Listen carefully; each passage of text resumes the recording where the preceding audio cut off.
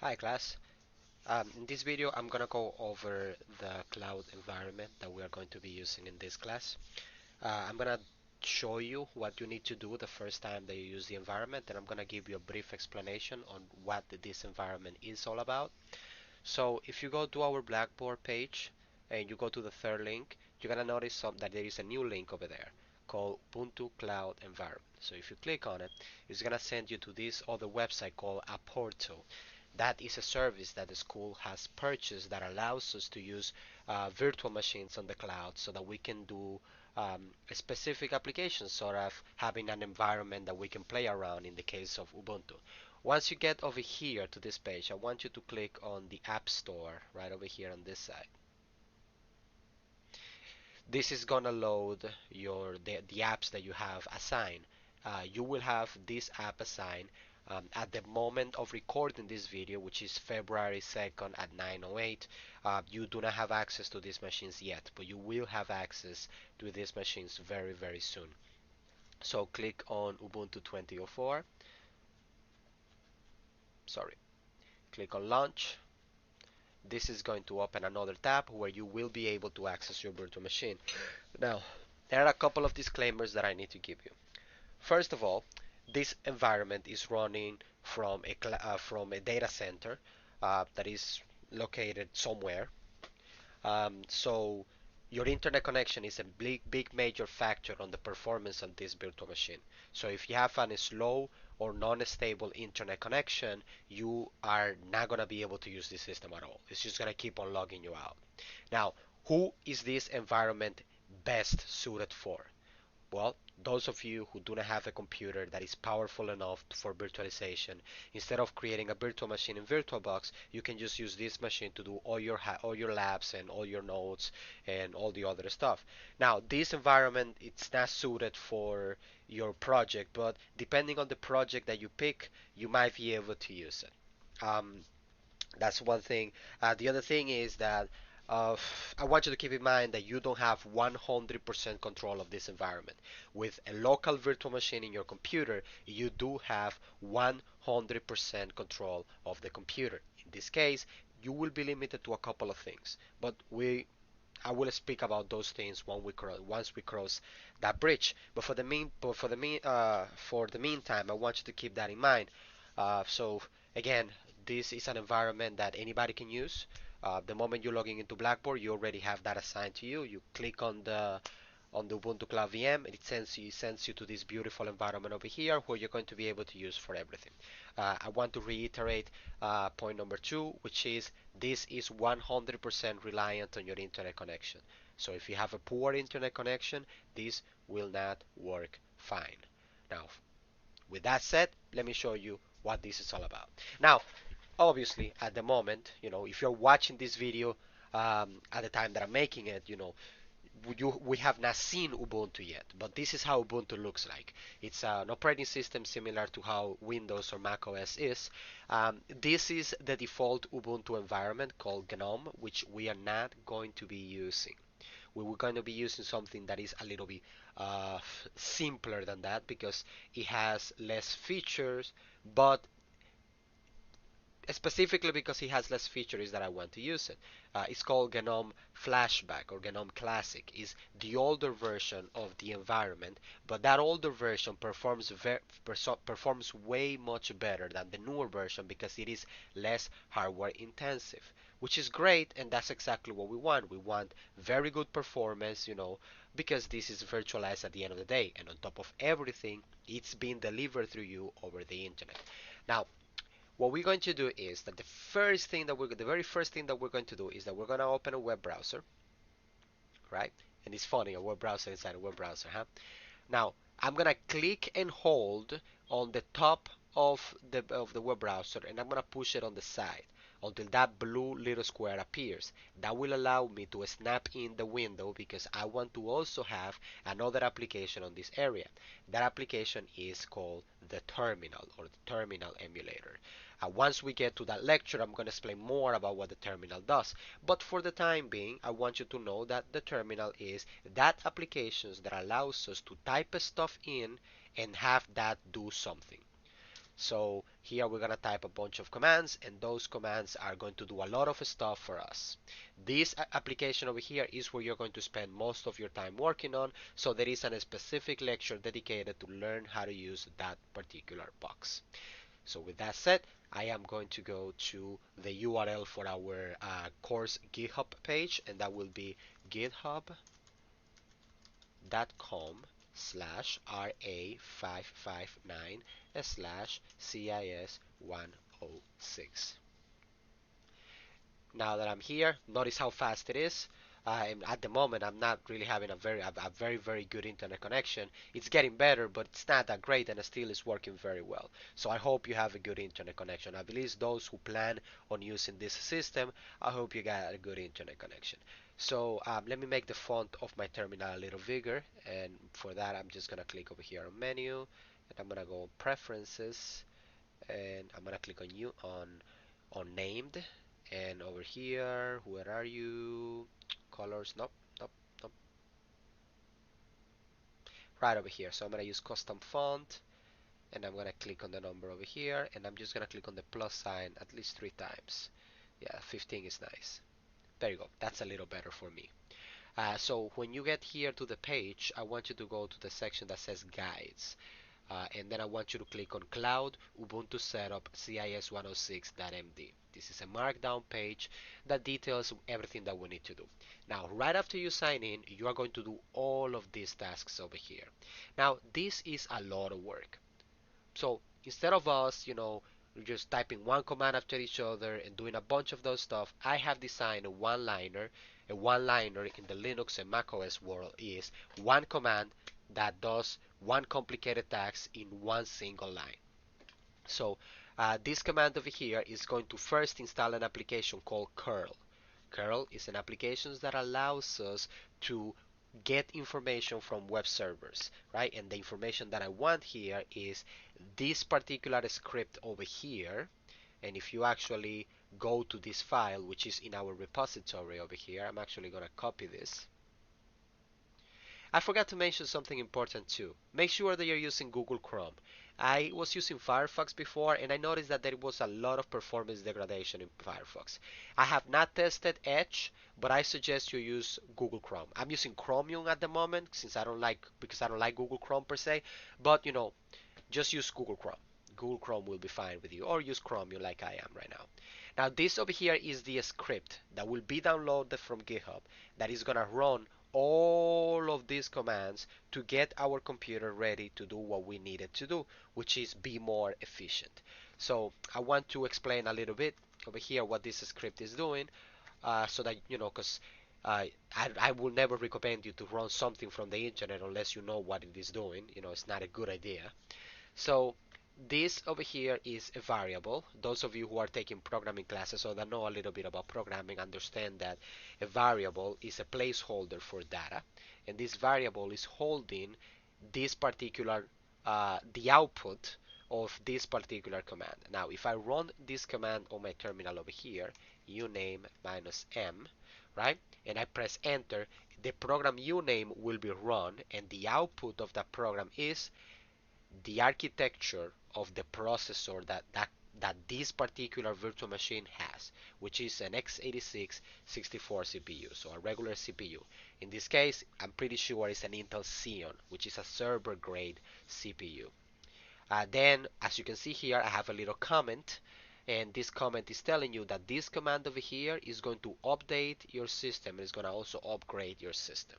Now, we have an entire lecture on managing software, and I will go more in depth about what upgrading entails and how it's done and all of that mumbo jumbo. For now, just understand that that command over there upgrades your Ubuntu system to the latest version. So this over here is going to remove unnecessary software, and what I consider unnecessary software. Now this over here is the error reporting software that Ubuntu comes pre-installed with. We don't need that. We're not going to use it. It's irrelevant to us. What that program does is that when an error happens, it shows you a prompt letting you know that an error has occurred. Do you want to send this information back to Canonical?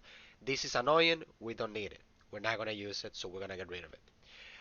This is a game, that is also a game, that is also a game, that is also a game. We are not going to use this computer for office games like Sudoku, so it is useless to have it there, so we will remove it. Thunderbird is an email client. We are not going to be reading email using an email client in this computer, so we don't need it. Transmission is a BitTorrent client. Nobody's going to be downloading torrents in these VMs. We are going to get rid of it. Once we remove all this software, we're going to install a bunch of more software that we are going to be using. Like this will be used. And these are libraries and libraries installers that we're going to use. This over here is the desktop environment, or the way our computer looks and behaves. That's the software that is going to install the way our computer is going to look and behave. It's different from the one that you have over here, and there is an entire lecture on desktop environments that we're going to go more in depth with. For the time being, that's all I need you to know. This is an alternative file manager, which is a program that allows us to manage files. I'm going to have it because there is a lecture where I explain the differences between different file managers, and it is good to have always two tools for the same job. In this case, a secondary file manager is also a good idea. But the real reason why I have it there is because there is a lecture on managing files that requires it. Also, we're going to be using Git and GitHub, so we need to install Git.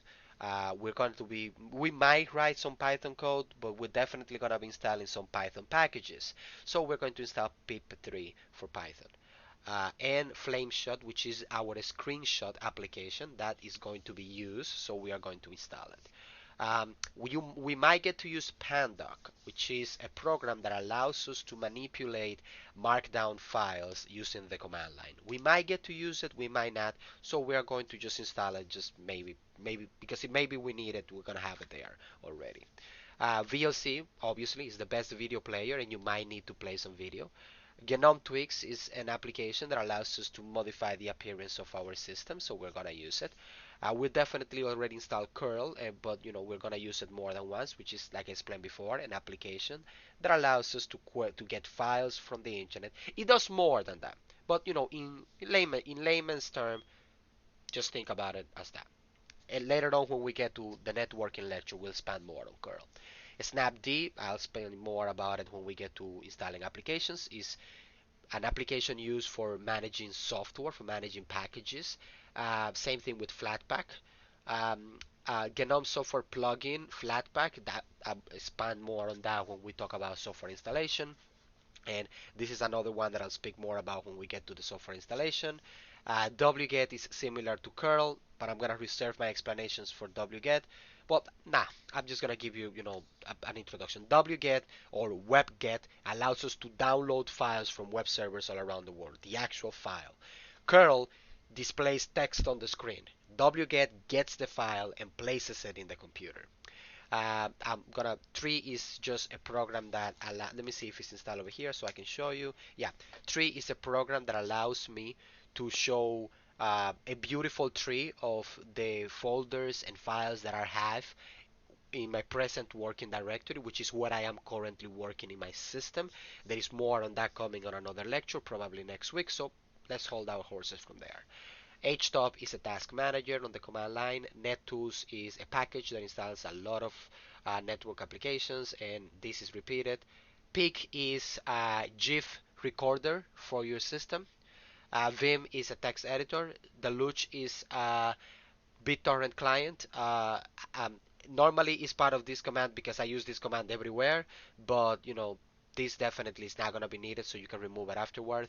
Genie is another text editor that will be used. Tilix is another program like this one, a terminal emulator that I will explain you how to use later. NeoFetch is a program that displays beautiful information about our system. So if I do NeoFetch, it puts a beautiful logo over here, but what matters is all of that information that is shown to us over here. Caffeine is a plugin that allows us to prevent our computer from getting locked. Pretty much it gives coffee to your computer. We are going to install the Chromium browser. We're not going to be using it a lot, but we're going to need it for a couple of things. Samba and SMB client, I'm going to talk more about those when we get to the networking part. And the same thing for the CIF utils package. When we get to networking, we're going to be talking more about that.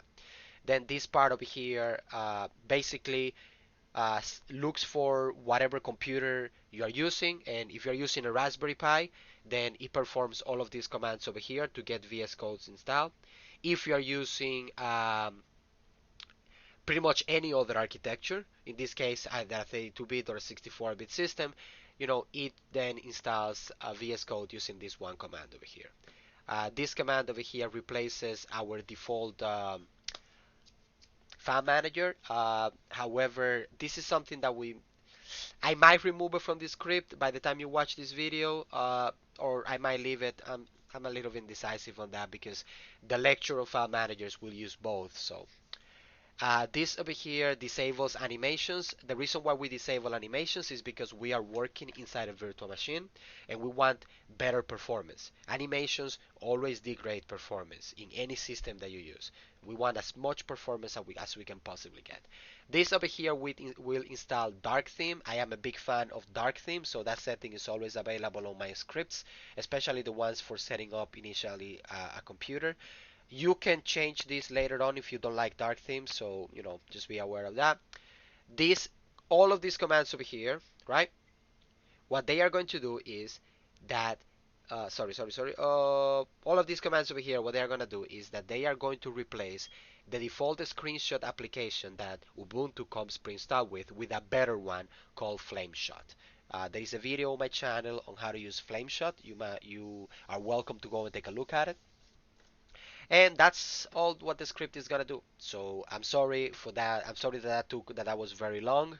But again, you should never run things from the internet that you find just because if you don't understand what they're doing, don't run them. You don't want to be the guy or gal who is responsible for the for an outage or because a server broke. So I'm gonna clear my screen over there, and again, the command to clear the screen is clear. Cleverly named. I'm going to select this command. Make sure you select the entire thing, and I'm going to copy it, and I'm going to paste it over here. I'm going to press enter, and a lot of things. This is going to take a little bit, just so you know. It's going to take a little bit because it's going to do a lot of things. It's going to, all the things that we explained already. So, if it takes a little bit for you, just be aware. You might be prompted to select some menus in this system, and if you do so, if it asks you to select things, you can always use the keyboard for that. By pressing the tab key, you can move around menus that are shown to you in your terminal, which is this application over here, and then the up and down arrow key on your keyboard. If you ever get to a point that something came up over here and you didn't understand, you can always message me in Slack and I can tell you exactly what to do afterwards. So don't panic, don't go crazy. You will always have access to asking me questions. What I'm gonna do is that I'm gonna pause the video for now because this is gonna take a little bit and I don't want this video to be long unnecessarily, and I will unpause the video once this has completed. Okay, perfect. So the command finished already executing, so I'm gonna clear my screen one more time. And the next thing that I'm going to do is that I'm going to install all of these extensions in VS Code. Now VS Code was already installed by the previous script, so I can just easily go to activities. In the type search, in the type to search box, I'm just gonna click on it and type code, and VS Code is going to appear over there. Now I don't know why it's asking for authentication. It shouldn't. But for those of you who already installed VS Code in your Mac and Windows, you see how easy it was to do it on Ubuntu? Just one single command and everything is done. That's one of the beauties of using Linux. So what I'm going to do is I'm going to click here on extensions. You already know how to install extensions. Look for the extension name, for example, Markdown All-in-One.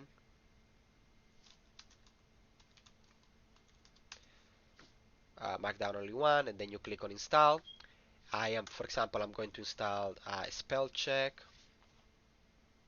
called spell checker, and I'm going to click on install, and done. Once you have installed the extensions, you can close VS Code because we're not going to need it anymore for the rest of this video. Once you have done installing all of this, you can just close it. And then we're gonna replace gnome3, which is this beautiful environment that you have over here with this beautiful menu, but it's very slow, and I don't like slow things, with GNOME Classic, which is a little old but super super efficient. So what we're gonna do is that we're gonna first run this command that is allows us to replace alternative software that we have installed in our system for different software. So we're gonna click on that, we're gonna paste it there, we're gonna hit enter. Notice that it gives you different options. Option 0 over here, and the asterisk indicates the option that is currently selected, is GNOME session, which is what you see over here. All of these flashy icons, all of this beautiful um, graphical interface, right? What we don't want 0, we want 6, because option 6 is GNOME flashback metacity, and that's what we want to use. So we're gonna type number 6 on what we now on our grayish beautiful box, and we're gonna press enter. That's it. What we need to do now is we are going to log out. So I can close this, I can close this, and I can simply log out. Again, click on the on and off button in the corner, power off or log out, and log out. And I'm gonna log out. The log off is gonna take about a couple of seconds, and then we're gonna re-log back in. And you're going to notice that my desktop environment looks much different than it looked before. So we're going to reconnect.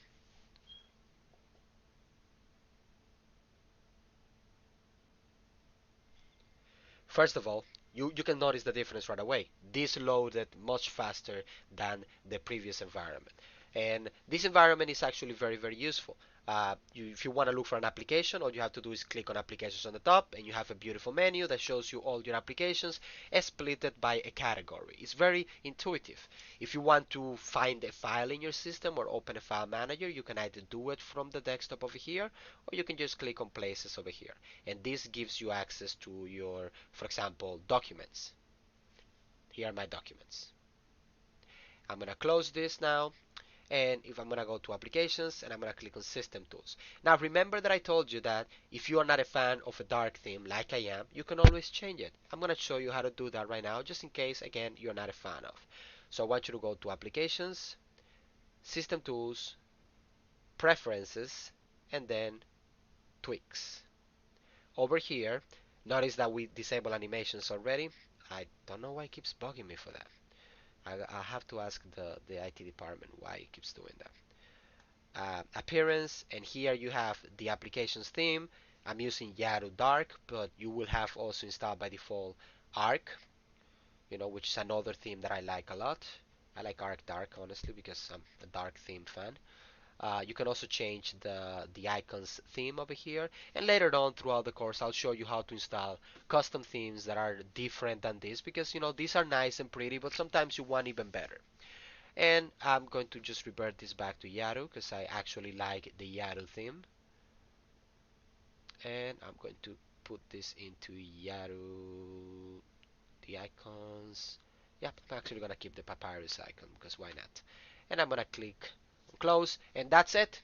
This is the great environment that we're going to be using this semester. You are going to see me using this environment for most of my videos. Some videos I'm not going to be using it, but for the most part I will be using this this environment.